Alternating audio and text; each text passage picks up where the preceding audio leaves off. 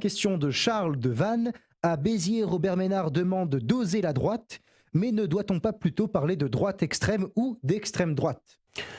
Voilà en effet le commentaire qui a fait les titres de la quasi-totalité de la presse et des médias. L'extrême droite, les droites extrêmes se seraient retrouvées.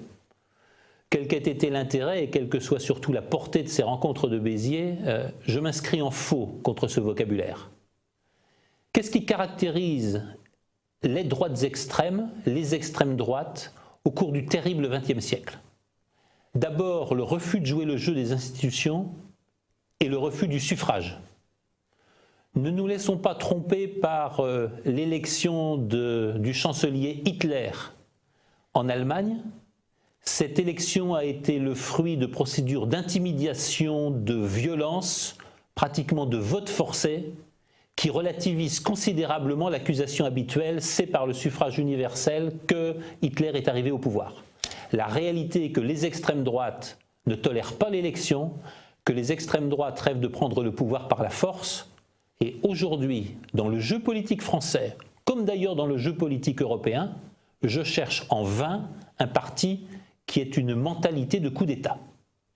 Le second élément qui a caractérisé les extrêmes droites dans l'histoire, et qu'on oublie trop souvent, c'est que ce ne sont pas des partis nationalistes.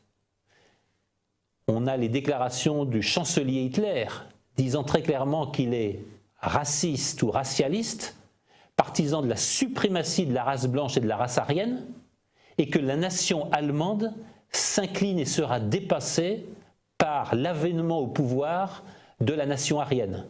Ce n'est pas un nationalisme, c'est un racialisme. Le troisième point, et il est tout à fait déterminant dans le débat qui nous occupe, c'est que la droite extrême a une idéologie de la révolution et de l'homme nouveau. Elle veut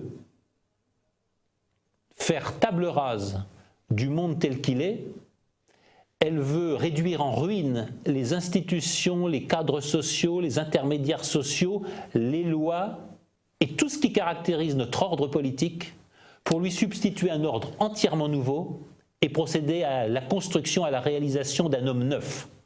C'est le propre du stalinisme avec Lysenko et les dérives scientistes, c'est le cas du nazisme, c'est aussi le cas du fascisme italien et de son culte du surhomme. Très honnêtement, je ne vois pas quel parti dit à droite aujourd'hui adopte une telle posture, à part le transhumanisme qui est probablement la menace totalitaire du XXIe siècle à venir.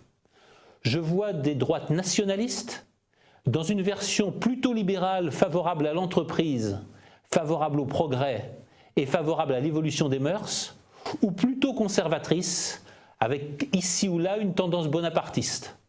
Mais enfin, qu'on lise René Raymond, qu'on lise même l'historien contesté du fascisme français, Zef Sternel, rien aujourd'hui ne permet de constater qu'il y ait dans le paysage un véritable parti d'extrême droite aspirant à prendre le pouvoir par la force.